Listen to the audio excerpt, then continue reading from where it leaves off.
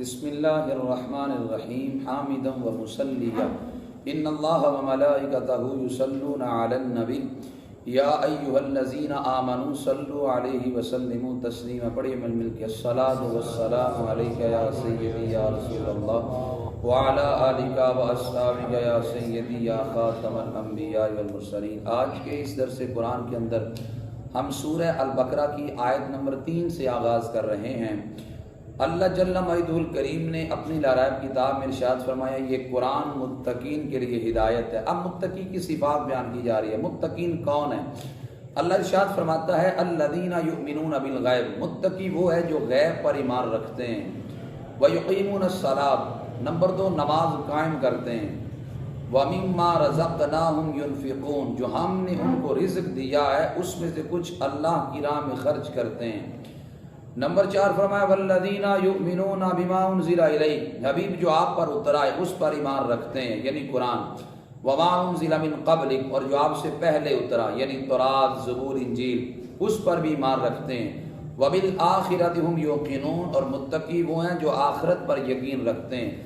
رب فرماتا ہے جن کے اندر یہ 6 صفات پائی جائیں اولئک علی ھدی من ربہم، یہی لوگ اپنے رب کی طرف سے ہدایت پر ہیں۔ وَأُولَٰئِكَ هُمُ الْمُفْلِحُونَ، یہی لوگ کامیاب ہونے والے ہیں۔ متقین کی صفات بیان کرتے ہوئے جو پہلی صفت بیان کی وہ یہ ہے، ارشاد فرمایا کہ متقی وہ ہیں کہ جو غیب پر ایمان رکھتے ہیں۔ اب سب سے پہلے غیب کی تعریف سماعت فرما لیں کہ غیب کہتے کس کو ہیں؟ ایسی چیز جس کا ادراک حواس خمسہ کے ذریعے نہ ہو سکے اسے غیب کہتے ہیں۔ اللہ تعالیٰ نے ہر انسان کے اندر 5 خاصے رکھے ہیں۔ ایک ہے دیکھنے کا خاصہ، اور ایک ہے سونگھنے کا خاصہ، اور ایک ہے چکھنے کا خاصہ، ایک ہے پکڑنے کے خاصہ، اور ایک ہے سننے کا خاصہ۔ یہ 5 خاصے ہر انسان کے اندر اللہ جل شانہ نے رکھے ہیں۔ جس چیز کا ادراک ان 5 خواص کے ذریعے نہ ہو سکے اسے غیب کہتے ہیں۔ اب اللہ فرماتا ہے کہ متقی وہ ہیں جو غیب پر ایمان رکھتے ہیں۔ ہمارے یہاں پر بڑے سارے لوگ بدعقیدہ، وہ یہاں پر انبیاء علیہ السلام کے علم غیب کا انکار کر دیتے ہیں۔ سیدی اعلیٰ حضرت رحمت اللہ تعالی علیہ نے یہاں پہ فتاوی رضویہ شریف کے اندر اس بات کو لکھا ہے۔ آپ فرماتے ہیں کہ عالم الغیب صرف رب کی ذات ہے، رب کے علاوہ اور کسی کو بھی عالم الغیب نہیں کہا جائے گا۔ یہاں تک کہ تاجدار انبیاء صلی اللہ علیہ وسلم کو بھی یہ تو کہا جائے گا کہ اللہ نے حضور کو غیب کا علم عطا فرمایا ہے، لیکن عالم الغیب کا لفظ نبی علیہ السلام کے حق میں بھی نہیں بولا جائے گا، اس لیے کہ جب عالم الغیب کا لفظ بولا جاتا ہے تو ذہن میں ذاتی علم غیب آتا ہے، تو ذاتی علم غیب صرف رب تعالیٰ کا ہے، رب کے علاوہ اور کسی کا بھی ذاتی علم نہیں ہے۔ اس وجہ سے عالم الغیب صرف رب تعالیٰ کی ہی صفت ہے۔ اور باقی یہ رہا کہ انبیاء علیہ السلام کے علم کا انکار کر دینا اور یہ کہنا کہ رب نے اپنے نبیوں کو غیب کا علم دیا ہی نہیں، یہ محض حماقت اور پرلے درجے کی بے وقوفی ہے۔ اور وہ لوگ قرآن و سنت سے ناواقف ہیں، یہاں پھر وہ تعصب کی عینک اتارتے نہیں، جس وجہ سے قرآن و سنت کے اندر واضح اس کے بارے میں دلائل انہیں نظر نہیں آتے۔ ورنہ نبی علیہ السلام کے علم غیب کے متعلق تو قرآن و سنت میں دلائل کے انبار موجود ہیں، سینکڑوں احادیث، بلا مبالغہ کہہ رہا ہوں، سینکڑوں احادیث ایسی ہیں جو نبی کریم صلی اللہ علیہ وسلم کے غیب کا اعلان کر رہی ہیں۔ اور قرآن تو کہتا ہے عالم الغیب فلا یظہر علی غیبہ احدا الا من ارتضی من رسول، اللہ کہتا ہے میں غیب جاننے والا ہوں، میں اس غیب پر کسی کو مطلع نہیں کرتا، ہاں اپنے رسولوں میں سے جس کو چن لیتا ہوں غیب پر اطلاع دیتا ہوں۔ اب جو نبیوں کے غیب کا انکار کرے گویا وہ قرآن کی اس نص کا انکار کر رہا ہے۔ نمبر 2 اللہ فرماتا ہے وما هو علی الغیب بضنین، فرمایا یہ میرے نبی غیب بتانے میں بخل نہیں کرتے۔ کبھی آپ نے سنا ہے کہ کنجوس بندہ ہو اور کنجوس بندہ جو ہے وہ بخل کرے؟ کبھی آپ نے ایسا نہیں دیکھا۔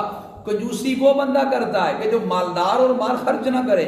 اللہ فرماتا ہے میرے نبی غیب بتانے میں بخل نہیں کرتے۔ پتا چلا رب نے اپنے نبی کو غیب کے سارے خزانے عطا فرمائے ہیں۔ اب میں نے کہا سینکڑوں احادیث ایسی ہیں جو نبی کریم صلی اللہ علیہ وسلم کے علم غیب کو بیان کر رہی ہیں۔ میں یہاں پہ چند حدیث صرف آپ کی خدمت میں عرض کرنا چاہتا ہوں، اور وہ حدیث صرف صحیح بخاری شریف کی روشنی میں عرض کرنا چاہتا ہوں۔ یہ میرے سامنے صحیح بخاری شریف کا اصل نسخہ ہے، اور یہ صحیح بخاری شریف کا اصل نسخہ جو میں آج آپ کے سامنے پیش کر رہا ہوں۔ اب میں صرف صحیح بخاری شریف کی ہی چند حدیث آپ کی خدمت میں عرض کروں گا تاکہ ایمان والوں کا اور ایمان مضبوط ہو جائے، اور جن کے دلوں میں پہلے ہی کوڑ ہے تاکہ یہ برق اور بجلی بن کے ان پہ آن پڑے۔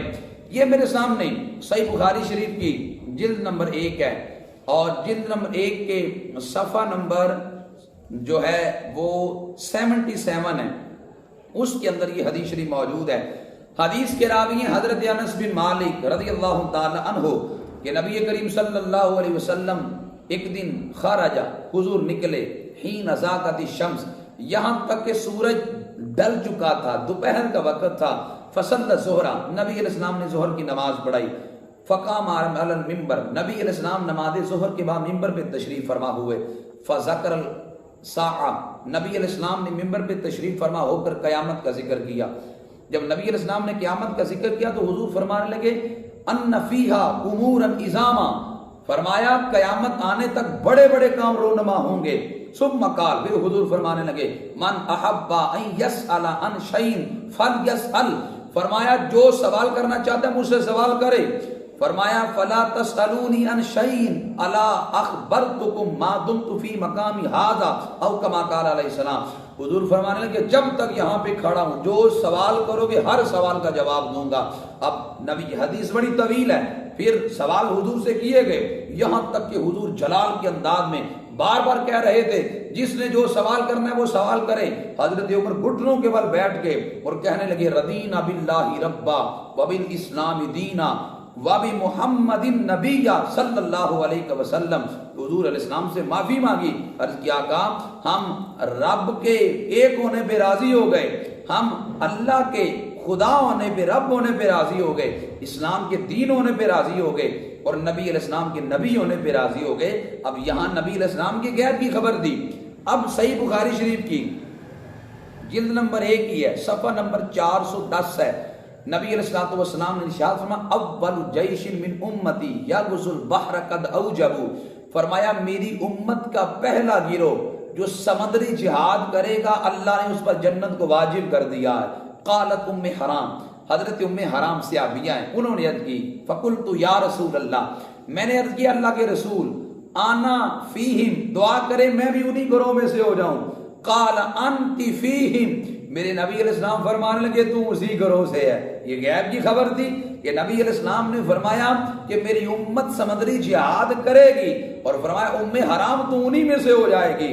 اور پھر نبی علیہ السلام نے دوبارہ فرمایا اول جیش من امتی یغزو مدینہ قیصر مغفور لہم، فرمایا میری امت کا جو لشکر قیصر کے شہر میں جا کر جہاد کرے گا، فرمایا مغفور لہم، اللہ ان کی بخشش فرمائے گا۔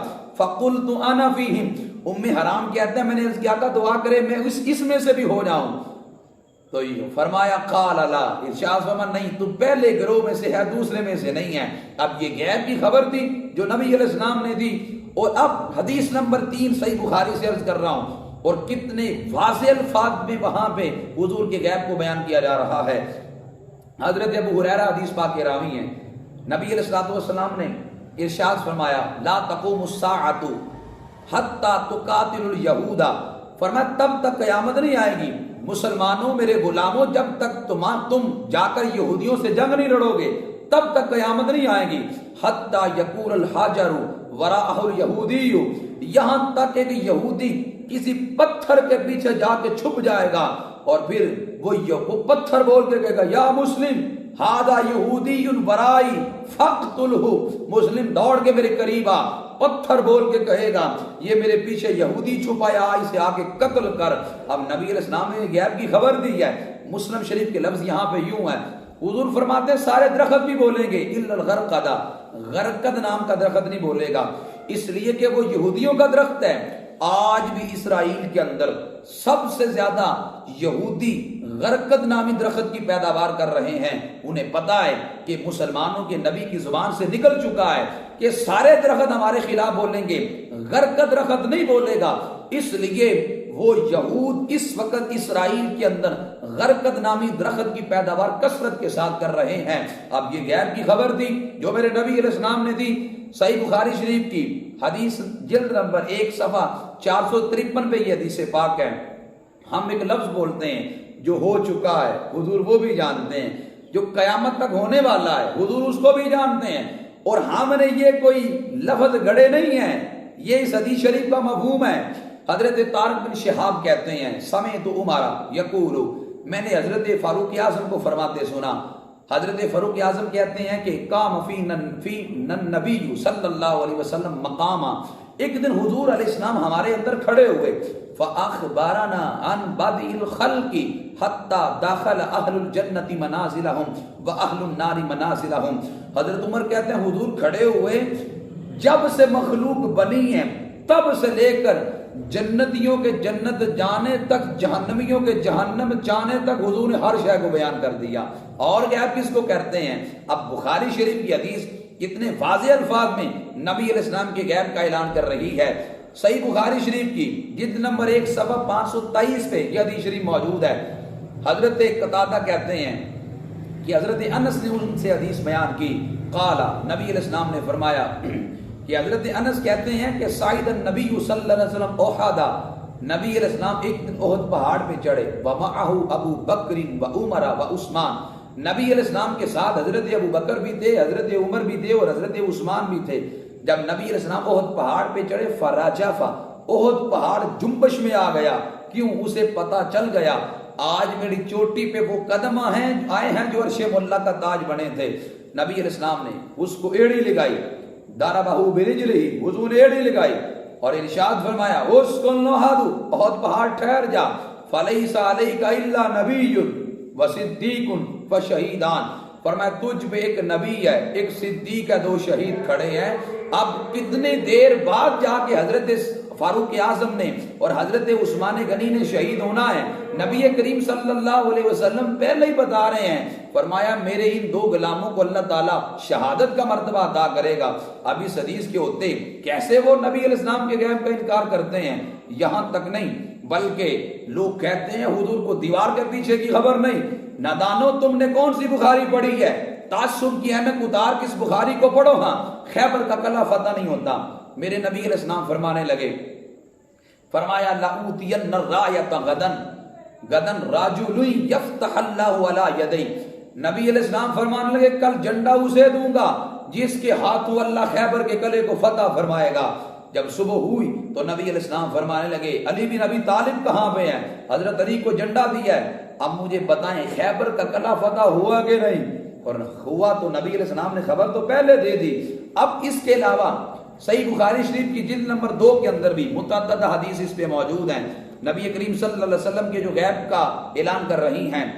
صحیح بخاری کے صفحہ نمبر 1056 کے اوپر یہ حدیث شریف موجود ہے۔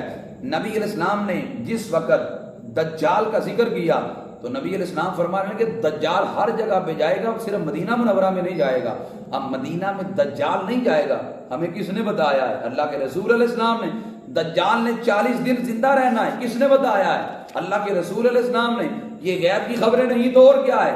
عیسیٰ علیہ السلام نے آنا ہے، کہاں پہ اترنا ہے، کتنی دیر زندہ رہنا ہے، یہ ساری چیزیں حدیث میں موجود ہیں اور یہ غیب کی خبریں ہیں۔ اور نبی کریم صلی اللہ علیہ وسلم، اب یہ سینکڑوں حدیث پیش کی جاتی ہیں اور درجنوں حدیث تو بخاری شریف سے پیش کی جا سکتی ہیں کہ جس کے اندر نبی علیہ السلام کی غیب کا ذکر کیا گیا۔ اس لیے اہل سنت یہ تمہیں مبارک ہو کہ تم نبی کریم صلی اللہ علیہ وسلم کے غیب کے علم کو سینہ کھول کے بیان بھی کرتے ہو اور حضور کے تعلیمات کو اور نبی علیہ السلام کے فضائل کو، حضور کے کمالات کو، حضور کے علم مبارک کو تم مانتے بھی ہو۔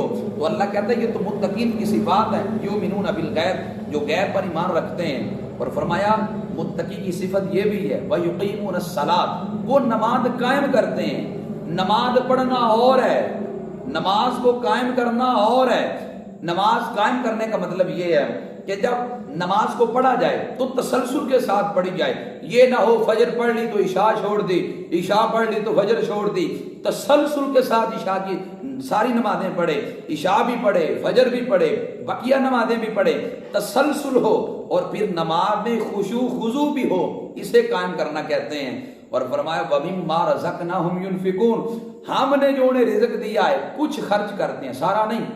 ہاں، جس کا توکل حضرت صدیق اکبر جیسا ہو، جس کے گھر والوں کا توکل حضرت صدیق اکبر کے گھر والوں جیسا ہو، اگر وہ سارا بھی دے دو تو ٹھیک ہے، تو جس کا توکل ان جیسا نہ ہو اسے سارا اللہ کی راہ میں نہیں خرچ کرنا چاہیے، کچھ اللہ کی راہ میں خرچ کرے۔ حضرت امام اسماعیل حقی لکھتے ہیں کہ سابقہ امتوں کے ایک شخص تھا، اللہ نے اس وقت کے نبی کو وحی کی آپ نے فلانے امتی کو جا کے کہہ دیں کہ تیری آدھی زندگی امیری میں گزرے گی اور آدھی زندگی غریبی میں گزرے گی، اب یہ فیصلہ تو کر لے، پہلے امیری کی زندگی اختیار کرنا چاہتا ہے یا غریبی کی زندگی لینا چاہتا ہے۔ اس نے کہا مجھے ایک دن کی مہلت دے، میں اپنی بیوی سے مشورہ کر لوں۔ جب بیوی سے مشورہ کیا تو بیوی کہنے لگی پہلے امیری کی زندگی کو لے لے، بعد میں غریبی کی زندگی لینا۔ وہ شخص کہنے لگا میں کہتا ہوں پہلے غریبی کو لے لے پھر امیری کو لے لے، اس لیے کہ غریبی کے بعد امیری مل جائے تو یہ آسان ہے، لیکن امیری کے بعد غریبی ملنا بڑا مشکل ہے۔ لیکن بیوی کہنے لگی میری بات مان لے۔ اس شخص نے جا کر اس نبی کو کہہ دیا رب سے دعا کریں کہ اللہ تعالیٰ پہلے امیری کی زندگی دے دے بعد میں غریبی کی زندگی دے دے۔ جب امیری کی زندگی مل گئی اللہ نے بڑی ساری نعمتیں اس کو دے دی۔ بیوی کہنے لگی اگر ایک لقمہ تو کھاتا ہے تو اتنی نعمتیں رب نے دی ہیں، ایک لقمہ خود کھائے کہ لوگوں کو کھلا۔ اگر ایک کپڑا تو پہنتا ہے تو ایک کپڑا اللہ کے مخلوق کو پہنا۔ اس نے اللہ کے مخلوق کی خدمت کرنی شروع کر دی۔ جب غربت کی زندگی شروع ہونے کا وقت آیا اللہ نے نبی کی طرف وحی کی اپنے امتی کو جا کے کہہ دو بقیہ زندگی تو تیری میں نے غربت کی لکھی تھی، لیکن تو نے ہمارے بندوں پہ خرچ کرنا شروع کر دیا، جس کے نتیجے میں بقیہ غربت والی زندگی کے عوض بھی ہم تجھے امیری کی زندگی عطا فرماتے ہیں۔ اب دیکھو جو رب سے تجارت کرتا ہے تو اللہ تعالیٰ کیسے بھی خزانے کھول کے اسے عطا فرماتا ہے۔ فرمایا کچھ نہ کچھ میری راہ میں دیتے رہو۔ اور فرمایا متقی وہ ہیں جو قرآن پر ایمان رکھتے ہیں، قرآن پر تفصیلی ایمان رکھنا یہ ضروری ہے۔ اور فرمایا سابقہ کتابیں تورات زبور انجیل آج بھی بائبل کے نام سے چھپ رہی ہیں، ان پر صرف ہمارا اتنا ایمان ہے کہ وہ سچی کتابیں تھیں، اللہ نے سچے نبیوں پہ نازل کی تھی۔ موجودہ صورتحال جو ان کی ہے بڑے پیمانے پر تحریف ہو چکی ہے، رد و بدل ہو چکی ہے، اس لیے کہ اللہ نے ان کتابوں کی حفاظت کی ذمہ داری نبیوں کی سپرد کی۔ انبیاء جب تک رہے کتابوں کی حفاظت کرتے رہے، انبیاء علیہ السلام جب دنیا سے ظاہری پردہ کر لیا اب کتابوں کی حفاظت کا ذمہ امت کے کندھے پہ آیا، وہ حفاظت نہ کر سکے۔ لیکن قرآن کے بارے میں رب کہتا ہے اِنَّا نَحْنُ نَزَّلْنَا الذِّكْرَ وَإِنَّا لَهُ لَحَافِظُونَ، رب کہتا ہے قرآن ہم نے نازل کیا، حفاظت بھی ہم آپ کرنے والے ہیں۔ قرآن جیسا تھا آج بھی ویسا موجود ہے۔ اور اللہ کہتا ہے متقی وہ ہیں جو آخرت پر یقین رکھتے ہیں۔ دنیا داری کے اندر لوگ کامیابیوں کو تلاش کرتے ہیں، ہمیں کو دنیا داری میں کامیابی مل جائے، اللہ کہتا ہے کامیابی یہ ہے اولئک علی ھدی من ربہم، فرمایا یہ وہ لوگ ہیں جو رب کی طرف سے ہدایت پر ہیں، واولئک ھم المفلحون، یہ لوگ کامیاب ہیں۔ اصل کامیابی حضور کی اطاعت میں ہے، اصل کامیابی حضور کی غلامی میں ہے۔ جو غلامی مصطفیٰ کا پٹا گلے میں ڈالتا ہے وہ اگر غریب بھی ہو تو وہ غریب نہیں رہتا، وہ دنیا میں بھی بادشاہ بن جاتا ہے، اس لیے کہ جو اس در کا گدا بن جاتا ہے وہ دنیا کا بادشاہ بن جاتا ہے۔ اس لیے کہ کر ذکر مدینے والے دا اے دے وچ بلائی تیری ہے، ایک بار تو ہو جا سونے دا پھر ساری خدائی تیری ہے، ان وقت سلامہ کردا ہے او دا ہر کوئی پانی بردا ہے، جگ منگتا او دے درد آئے جدے کول گدائی تیری ہے۔ اس در کی گدائی بھی بڑی خوش نصیبوں کو ملتی ہے، قسمت والے نے او جیڑے تیرے رنگ وچ رنگے نے، آقا تیرے در دے نوکر سارے جگ تو چنگے نے۔ دعا کرتا ہوں اللہ مجھے اور آپ کو اس در کی نوکری کرنے کی توفیق عطا فرمائے۔ وما علیہ الا البلاغ المبین۔